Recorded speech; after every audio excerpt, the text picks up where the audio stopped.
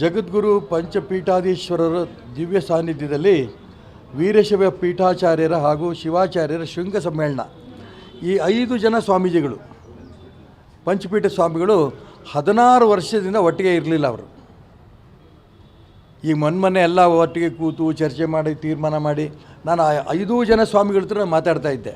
ನೀವು ಇಡೀ ಸಮಾಜಕ್ಕೆ ನೀವು ಮಾರ್ಗದರ್ಶನ ಮಾಡೋರು, ನಿಮ್ಮ ಆಶೀರ್ವಾದ ತೊಗೊಳ್ತಿರೋರು ನಾವು, ನೀವು ಒಟ್ಟಾಗಿ ನಮಗೆ ಆಶೀರ್ವಾದ ಮಾಡಿದ್ರೆ ತುಂಬ ಚೆನ್ನಾಗಿರುತ್ತೆ, ನೀವು ಒಟ್ಟಾಗಬೇಕು ಅಂತ 5 ಜನರ ಹತ್ರ ನಾನು ಖಾಸಗಿಯಾಗಿ ಮಾತಾಡ್ತಾ ಇದ್ದೆ.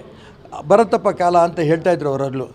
ಆ ದಿಕ್ಕಲ್ಲಿ ಇವತ್ತನೇ ತಾರೀಕು ದಾವಣಗೆರೆಯಲ್ಲಿ ಪಂಚಪೀಠದ ಎಲ್ಲ ಸ್ವಾಮಿಗಳು ಸೇರ್ತಾ ಇರೋದು ತುಂಬ ಸಂತೋಷ.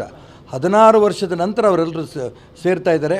ಹಿಂದೂ ಸಮಾಜಕ್ಕೆ ಮಾರ್ಗದರ್ಶನ ಮಾಡೋದಕ್ಕೆ ಅವರು ಒಟ್ಟಾಗಿರೋದು ನಮಗೆ ತುಂಬ ಸಂತೋಷ.